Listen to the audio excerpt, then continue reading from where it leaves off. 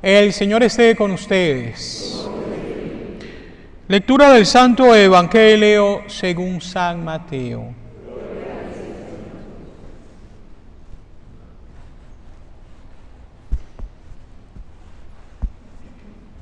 En aquel tiempo Jesús dijo a sus discípulos: No crean que he venido a abolir la ley o los profetas. No he venido a abolirlos, sino a darles plenitud. Yo les aseguro que antes se acabarán el cielo y la tierra, que deje de cumplirse hasta la más pequeña letra o coma de la ley. Por lo tanto, el que quebrante uno de estos preceptos menores y enseñe eso a los hombres, será el menor en el reino de los cielos. Pero el que los cumpla y los enseñe será grande en el reino de los cielos. Les aseguro que si su justicia no es mayor que la de los escribas y fariseos, ciertamente no entrarán ustedes en el reino de los cielos. Han oído que se dijo a los antiguos: no matarás, y el que mate será llevado ante el tribunal. Pero yo les digo, todo el que se enoje con su hermano será llevado también ante el tribunal. El que insulte a su hermano será llevado ante el tribunal supremo, y el que lo desprecie será llevado al fuego del lugar de castigo. Por lo tanto, si cuando vas a poner tu ofrenda sobre el altar te acuerdas allí mismo de que tu hermano tiene alguna queja contra ti, deja tu ofrenda junto al altar y ve primero a reconciliarte con tu hermano, y vuelve luego a presentar tu ofrenda. Arréglate pronto con tu adversario mientras vas con él por el camino, no sea que te entregue al juez, el juez al policía, y te metan a la cárcel. Te aseguro que no saldrás de allí hasta que hayas pagado el último centavo. También han oído que se dijo a los antiguos: no cometerás adulterio. Pero yo les digo que quien mire con malos deseos a una mujer, ya cometió adulterio con ella en su corazón. Por eso, si tu ojo derecho es para ti ocasión de pecado, arráncatelo y tíralo lejos, porque más te vale perder una parte de tu cuerpo y no que todo él sea arrojado al lugar de castigo. Y si tu mano derecha es para ti ocasión de pecado, córtatela y arrójala lejos de ti, porque más te vale perder una parte de tu cuerpo y no que todo él sea arrojado al lugar de castigo. También se dijo antes: el que se divorcie, que le dé a su mujer un certificado de divorcio. Pero yo les digo que el que se divorcia, salvo el caso de que vivan en unión ilegítima, expone a su mujer al adulterio, y el que se casa con una divorciada comete adulterio. Han oído que se dijo a los antiguos: no jurarás en falso, y le cumplirás al Señor lo que le hayas prometido con juramento. Pero yo les digo, no juren de ninguna manera, ni por el cielo, que es el trono de Dios, ni por la tierra, porque es donde Él pone los pies, ni por Jerusalén, que es la ciudad del gran Rey. Tampoco jures por tu cabeza, porque no puedes hacer blanco o negro uno solo de tus cabellos. Digan simplemente sí cuando es sí y no cuando es no. Lo que se diga de más viene del maligno. Palabra del Señor.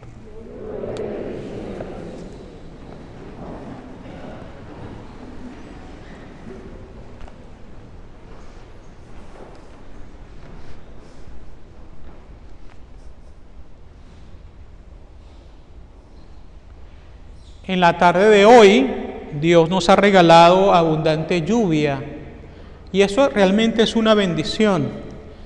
También sé que significa para muchos un obstáculo para venir a misa, sobre todo aquellas personas de avanzada edad. Pero ustedes están aquí y es algo que realmente me alegra.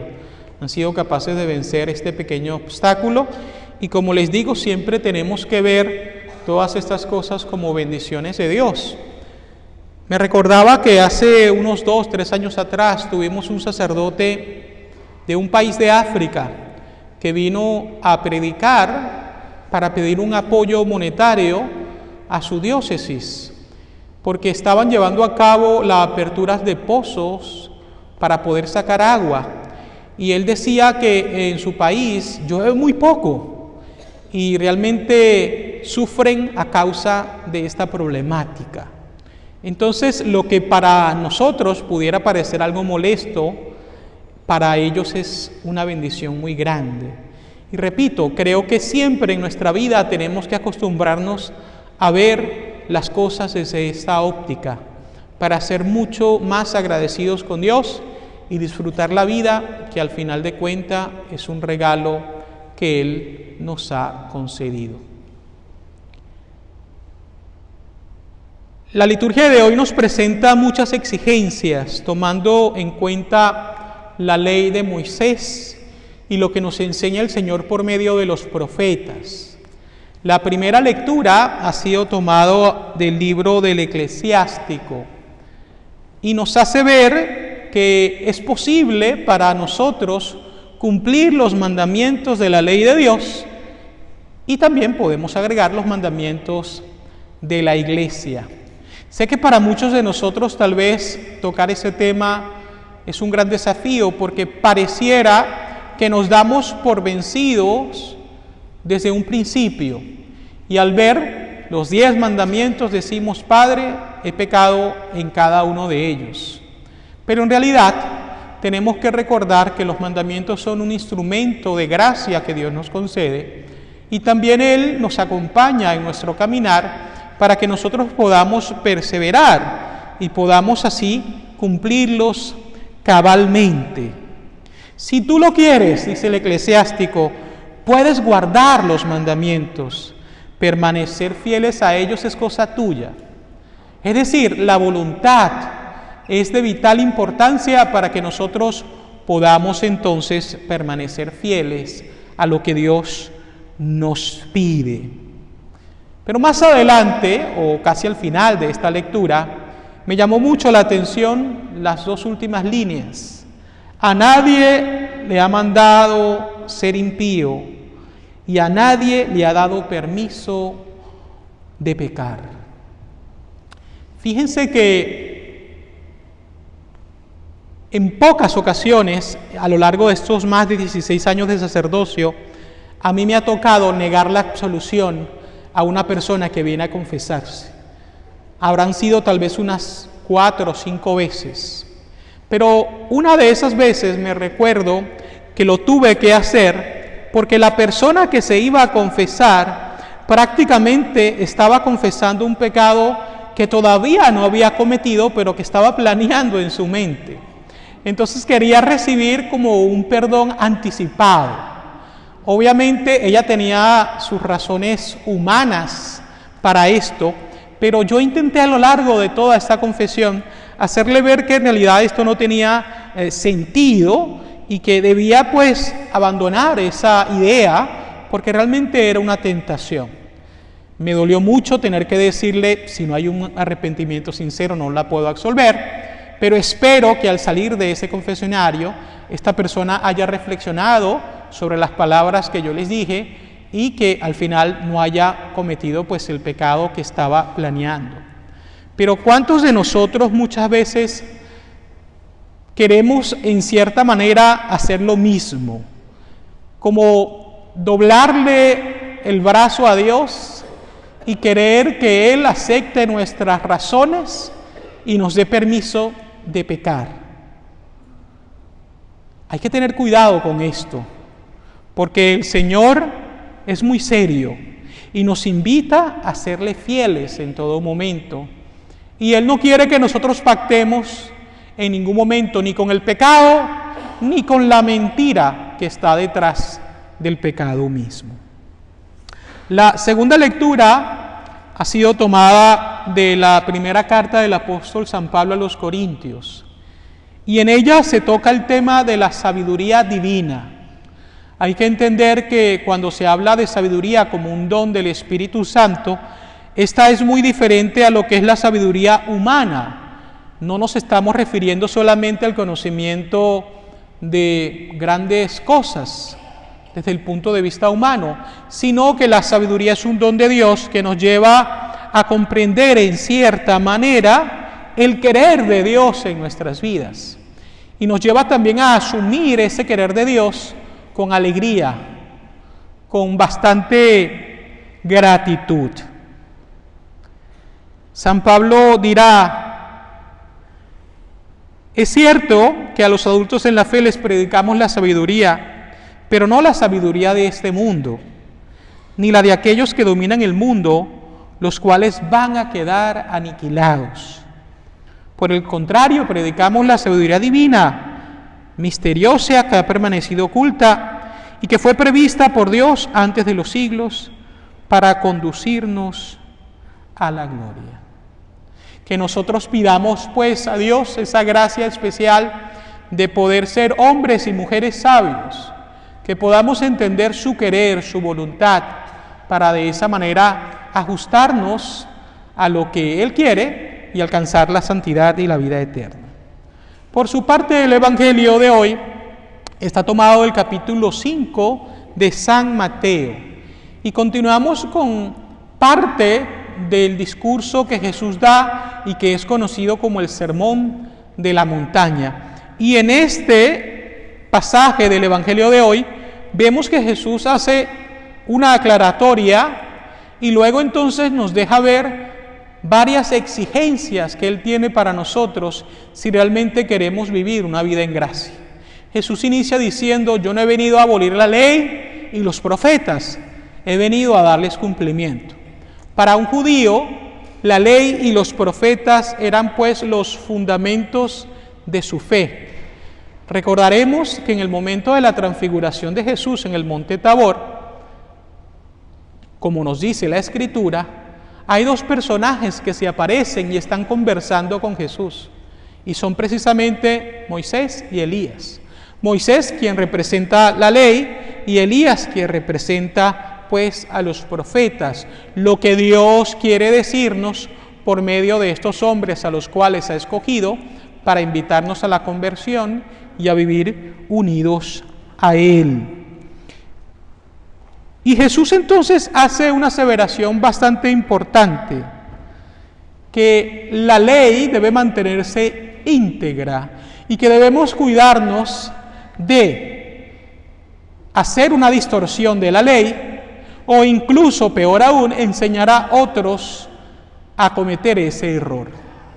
Y fíjense que esto es algo bastante interesante, porque en nuestro tiempo presente, ante los diferentes desafíos y retos que se nos presentan, podemos haber personas que nos asustemos y quisiéramos entonces cambiarle el verdadero significado a lo que Dios nos quiere decir por medio de su palabra. Entonces queremos suavizarlo, matizarlo, para evitar entonces caer mal o ser criticados o ser perseguidos. Y es allí donde el Señor nos pide radicalidad. No podemos, como decía hace un momento, pactar ni con la mentira ni con el pecado. Y es por eso que Jesús quiere que nosotros tengamos presente la importancia de permanecer fieles hasta la última coma y punto de la ley de Dios. Dice Jesús más adelante: han oído que se dijo a los antiguos: no matarás, y el que mate será llevado ante el tribunal.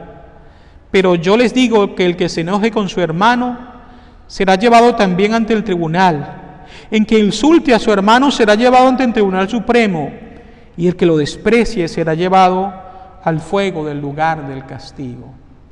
Cuando Jesús dice: no he venido a abolir la ley, sino a darle plenitud, a darle cumplimiento, es porque Él nos está elevando la exigencia para que nosotros nos demos cuenta que aquellos pecados que nosotros muchas veces no consideramos como graves, en realidad sí pueden serlo. Y toca un punto muy importante, y es las relaciones interpersonales con las demás personas. ¿Cómo yo estoy tratando al prójimo? ¿Lo estoy tratando realmente con respeto, con misericordia? En muchas ocasiones nos solemos quejar cuando se nos maltrata, cuando no se nos da la atención debida, pero ¿cómo estoy haciendo yo cuando me relaciono con los demás? ¿Soy realmente paciente y misericordioso ante los errores del prójimo? Fíjense, muchas veces se nos olvida esto, que también nosotros nos equivocamos. Nadie es perfecto. Y nosotros en algunas ocasiones, por mejor voluntad que tengamos, tal vez vamos a cometer un error. Y eso puede tal vez perjudicar a alguien. Pero se supone que esa persona debería tener pues la misericordia y la compasión necesaria para entender que en el fondo de nuestro corazón hemos tenido una buena voluntad y hemos querido ayudar. Pero no perdamos de vista lo importante que es tratar al prójimo con el respeto debido, teniendo en cuenta que en él podemos encontrar el rostro de Cristo mismo. Y les decía hace un momento acerca de lo desafiante que puede ser mantenernos fieles a los mandamientos de la ley de Dios. Pero debemos hacerlo, sobre todo porque si queremos gozar de la vida eterna que Dios nos ofrece, debemos ser perseverantes. Y aquí Jesús toca el tema del adulterio,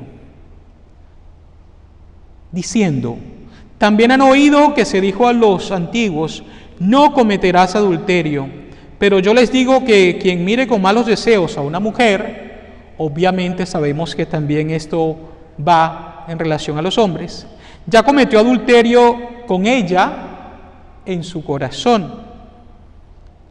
Fíjense que este tema es necesario que se predique con frecuencia. Dios nos da la capacidad de amar, porque Él nos ama primero. Y el amor que nosotros compartimos con el prójimo tiene que ser un amor que venga de Dios. Y ese amor está fundamentado también en la fidelidad a Dios y a la otra persona. A algunos de ustedes, a muchas personas, Dios concede la gracia del amor por medio del matrimonio, de la unión matrimonial. Y esto requiere que las personas sean fieles. Por lo tanto, el adulterio no es justificado bajo ninguna circunstancia. Sabemos que el matrimonio representa también un gran desafío, muchos retos, pero es necesario que las personas sean conscientes de que si quieren vivir el amor del cual el Señor nos habla en el Evangelio, tienen que perseverar y ser fieles.